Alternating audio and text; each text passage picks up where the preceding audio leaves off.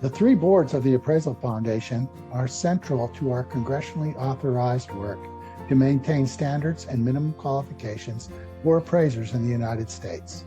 Serving on one of these boards, the Board of Trustees, the Appraisal Standards Board, and the Appraisal Qualification Board is an important way to serve both the public and the appraisal profession.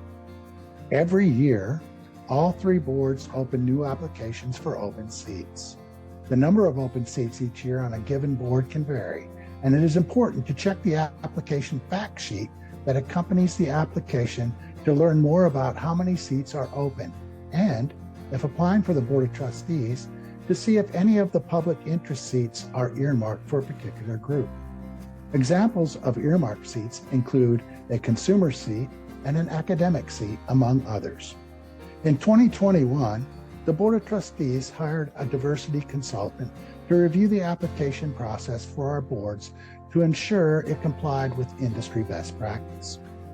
While her review found that many of the Appraisal Foundation's processes followed best practice, she offered some important recommendations on using blind scoring and standardized scoring rubrics, which were implemented in 2022. The rest of this video will cover the application process, and you'll hear from some current board members who have also gone through the process themselves, and they will share their insights. Thank you for considering applying for one of the Appraisal Foundation's boards. Thank you, Randall. Let's start with the application cycle for all three boards. Every January, the Board of Trustees opens applications for any public interest seats available. This application process then runs through the spring Board of Trustees meeting when new trustees are appointed. In the summer, usually June or July, the call for applicants goes out for any open seats on the Appraisal Standards Board and Appraiser Qualifications Board. That application process runs through the fall Board of Trustees meeting when new members are named.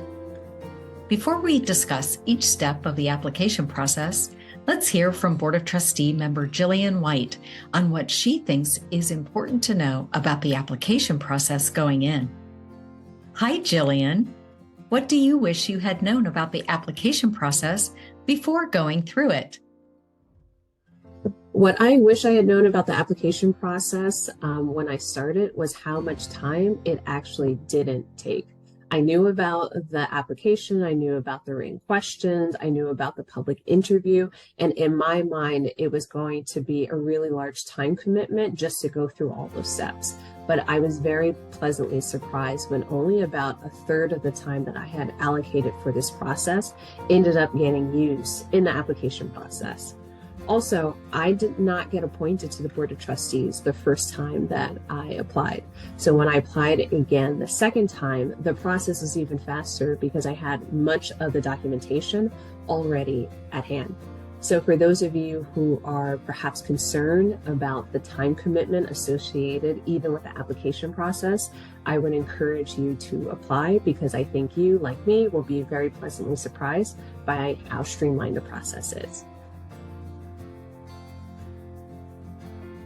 Application announcements are posted on the Foundation's website and social media channels, and they are broadcast through an email blast as well as a press release.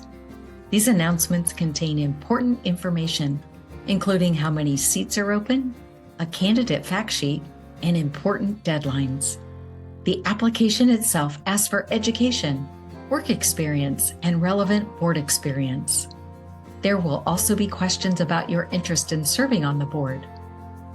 If you apply for the Appraisal Standards Board or Appraiser Qualifications Board, there will also be questions that test your knowledge of the standards or qualification criteria, as a deep understanding of these is required for serving on one of those two boards. It is important that in filling out your application that you spend time making sure everything is completely filled out and that all questions have been thoroughly answered.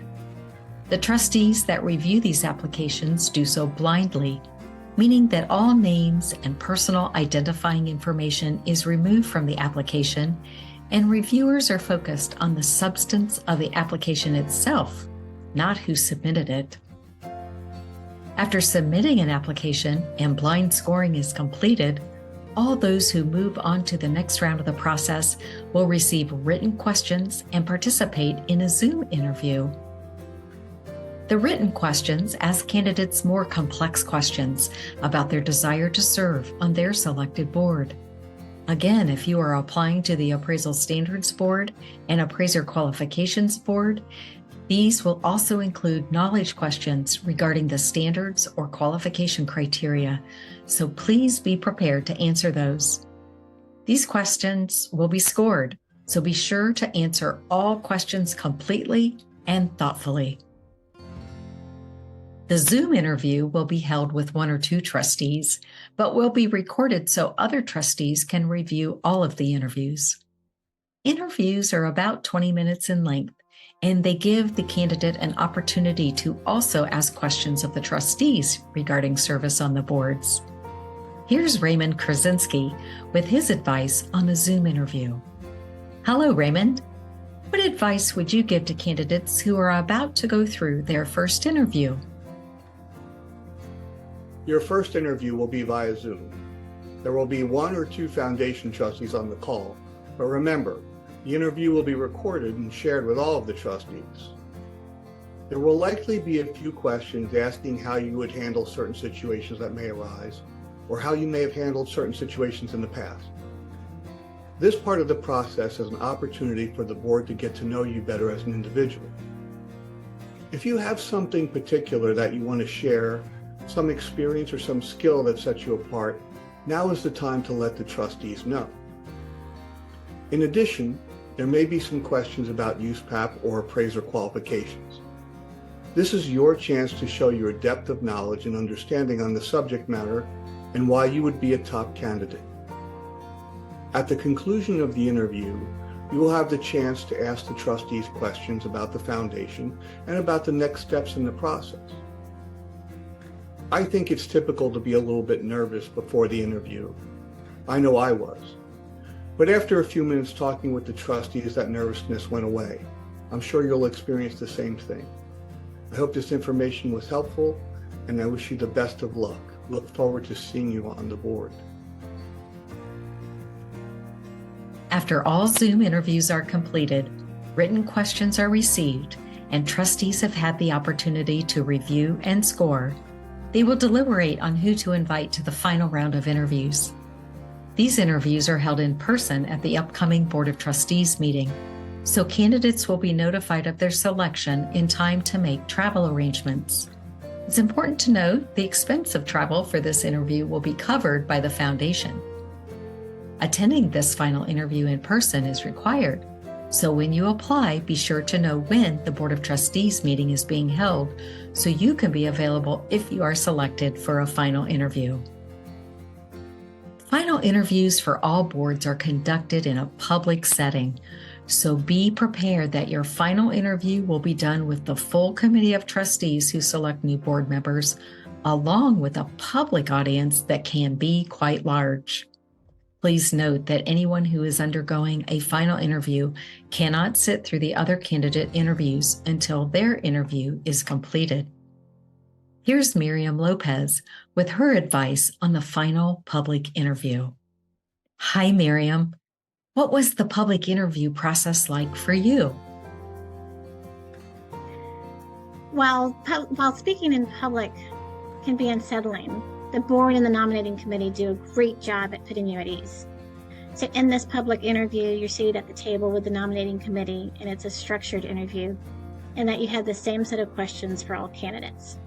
And despite the fact that there are others in the audience, the interview still feels like an intimate conversation that allows you to showcase and communicate why you are the best candidate for the role. As with all interviews, preparation is really key. Knowing and understanding why you want to represent the foundation and the board, and knowing their mission, allows you to be able to answer their questions honestly, confidently, based on your knowledge and your experience. And regardless of the outcome, it's a great experience that prepares you for the next opportunity.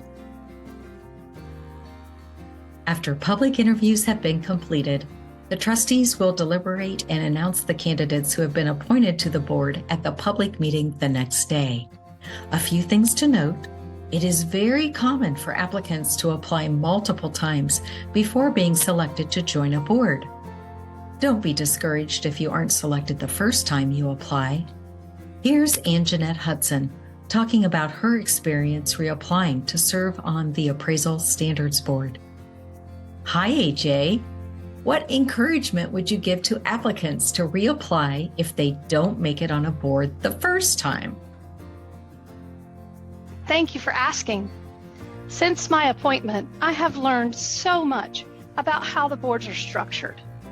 Applicants may not understand the importance of a board that represents the appraisal industry's complex fabric. The board needs a balanced membership with representatives from many disciplines. This may be real property, business, or personal property valuation. Likewise, the practical experience of the board should be varied as well. Members need to reflect a wide variety of industry expertise, from the sole proprietor to someone with experience in review for a financial institution. I have also learned that each board member is appointed to a variable term length. Opportunities to join the board differ in a number of ways. I encourage applicants to continue applying each time an opening arrives. As your background and experience blends with the needs of future board vacancies, you may find your application successful. I also encourage applicants to stay active with the Appraisal Foundation. Be a frequent contributor to public meetings. Many of these meetings are now virtual and easily accessible for all. Actively participate in the outreach from AQB and ASB. We need your feedback not only to improve, but to ensure we consider the opinions of stakeholders. Listen to Appraiser Talk podcasts and increase your awareness of issues impacting both our industry and the work of the Appraisal Foundation. Finally, I'll add a bit of encouragement that working with the Appraisal Foundation is worth the wait. The foundation and its boards have an incredible commitment to excellence and service to appraisers. You'll be glad you kept at it. We welcome you to reach out with questions you may have. As Randall said at the beginning of this video, service on one of our boards is an invaluable resource to the public and the appraisal profession. Thank you so much for considering giving your time and talent to our organization.